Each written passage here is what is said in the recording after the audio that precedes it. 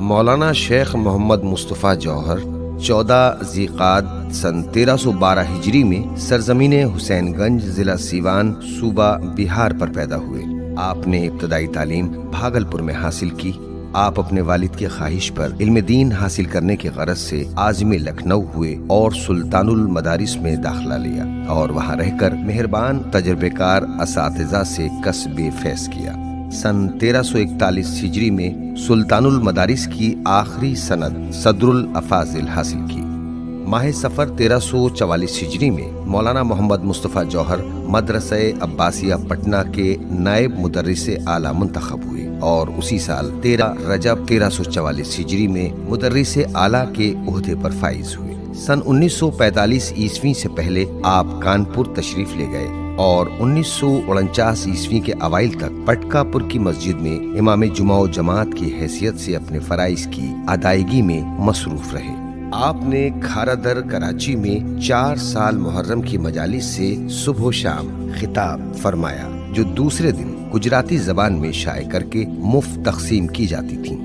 موصوف نماز مغربین کے بعد تفسیر قرآن، حدیث، تاریخ اور دوسرے دینی موضوعات پر تقریر کرتے تھے اور پیچیدہ دینی مسائل کے حل پیش کرتے۔ ان اجتماعات میں برادران اہل سنت کے معزز فقہا اور علماء بھی پوری رغبت سے شرکت کرتے تھے اور وقتاً فوقتاً صاحبان نظر بھی شریک ہوتے رہتے تھے، جن میں سے جوش ملیح آبادی، علامہ رشید ترابی، پروفیسر علی حسنین شیفتہ، آغا سلطان احمد مرزا دہلوی اور تہذیب الحسن چیف انجینئر وغیرہ کے اسماء سر فہرست ہیں۔ مولانا جوہر نے ان تقریروں کا سلسلہ اپنی سخت علالت کے باوجود بھی جاری رکھا تھا۔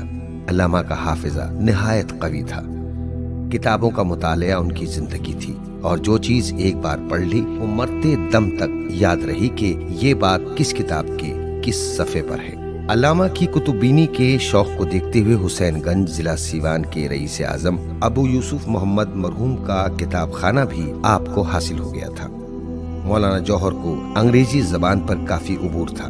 ایک مرتبہ ان پر خارش کا اتنا زبردست حملہ ہوا کہ جسم کا کوئی حصہ محفوظ نہ رہا، یہاں تک کہ انگلیوں سے بھی خون وغیرہ نکلتا رہتا تھا۔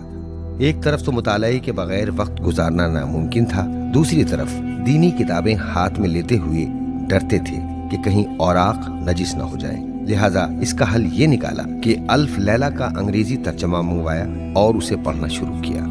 ادھر مرض ختم ہوا، ادھر کتاب ختم ہوئی اور مولانا انگریزی کے ماہر ہو گئے۔ موصوف نے بہت ہی سادہ زندگی بسر کی، معمولی صاف ستھرا لباس پہنتے، سادہ اور قلیل مقدار میں غذا صرف کرتے۔ آپ دنیا سے بے نیاز تھے۔ موصوف نے پوری زندگی مجلس پڑھنے کی اجرت کسی سے نہیں مانگی، کبھی کسی کے سامنے دست سوال دراز نہ کیا۔ موصوف مقرر ہونے کے ساتھ اچھے شاعر بھی تھے اور جوہر تخلص کرتے تھے۔ شاعری میں آپ کا استادانہ درجہ پٹنہ اور دوسرے ادبی مراکز میں مسلم تھا۔ پٹنہ میں قیام کے دوران بہت سے لوگ آپ کی شاگردی کے فیض سے مستند شاعر بن گئے۔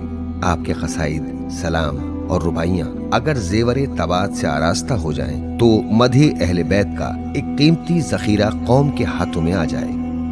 اللہ نے آپ کو ایک بیٹی اور 2 بیٹے عطا کیے، جن کو ابو القاسم جوہری اور مشہور خطیب علامہ طالب جوہری کے نام سے پہچانا جاتا ہے۔ موصوف نے اپنی تمام تر مصروفیات کے باوجود تصنیف و تالیف میں بھی نمایاں کردار ادا کیا، جن میں ثبوت خدا، توحید و عدل، نہج البلاغہ کی روشنی میں، عقائد جعفریہ، اصول جعفری، جناب سیدہ کے تاریخی خطبہ فدق کا ترجمہ جو آغا سلطان احمد مرزا کی کتاب سیرت فاطمہ زہرا میں شامل ہے، اور الغدیر کی پہلی جلد کا اردو ترجمے کے نام لیے جا سکتے ہیں۔ آخر کار یہ علم و ہنر کا آفتاب 9 سفر 1406 ہجری بروز پنج شنبہ سرزمین کراچی پر غروب ہو گیا۔ آپ کے چاہنے والوں پر غم کے بادل چھا گئے۔ نماز جنازہ کے بعد سخی حسن کے قبرستان میں سپرد خاک کر دیا گیا۔